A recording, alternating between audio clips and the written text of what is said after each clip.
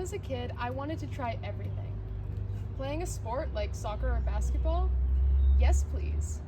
Drama club? Sign me up. Musical instruments? I learned two.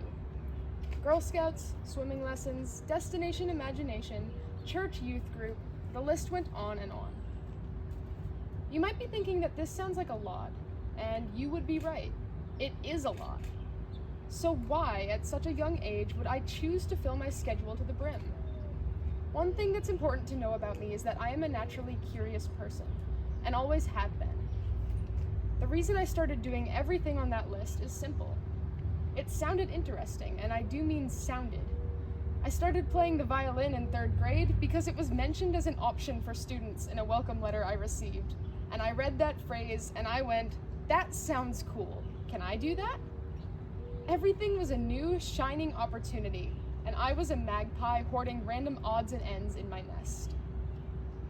The problem was, as school got progressively more involved and the difficulties of my other activities climbed, it started to be harder to balance everything. With basketball practice 5 nights a week for 2 different teams, working on Girl Scout journeys and badges, and all of my homework, finding time to practice the violin was hard. Or I might have to skip basketball for a concert or to compete in a tournament. There was a lot going on. At this point in our lives, most people started to slow down a bit. I didn't. When all of my friends were choosing this or that, I chose this and that. I loved everything I was doing and refused to give any of it up, so I failed to see much improvement anywhere. I could feel myself falling behind. I think for me, basketball was the first thing to go. In 8th grade, I made the school basketball team for the first time, and I was also playing travel basketball with a different town. I played because I thought it was fun. I liked the fresh challenges of responding to the other team. Every time I made or assisted with a basket, or prevented the other team from scoring, it felt like solving a riddle or a complex math problem, triumphant and satisfying. For me, it didn't matter whether we won or lost. It was about the game in the moment. As I started taking basketball more seriously, I started finding that my teammates didn't necessarily share that view, nor did many of my coaches. Everyone was focused on the outcome of the game, the final score, often to the point of completely ignoring less skilled players on the court. I started to feel useless to the team.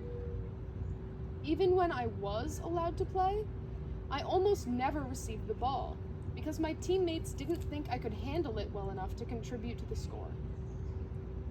I accepted that at first. I knew my skills better than anyone, and when compared to my teammates, I was obviously lacking.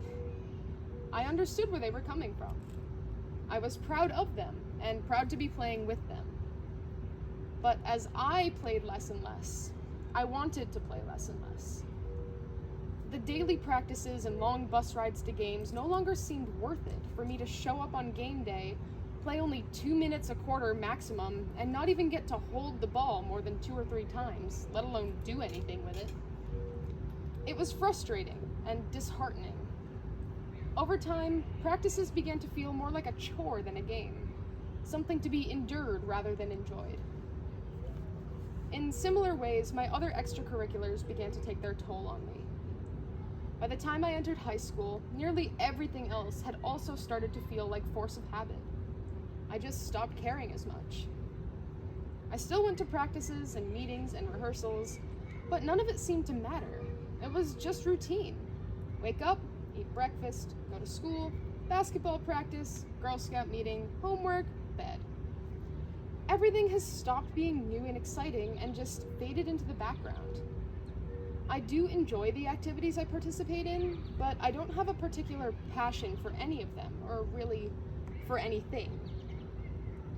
When FFI asked me what change I wanted to see in the world, what I was passionate about, I didn't have a clue. And that's when I realized what a problem that was. Somehow, over the last few years, I just stopped caring about what went on in my life. That was what showed me that there was a change I wanted to see, in myself and in others like me. I wanted to see more passion for the world around us. One of the first things I have truly felt like I've done for myself recently was signing up for the FFI program.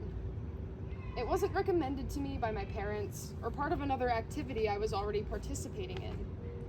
It was something completely new that I found and chose to try.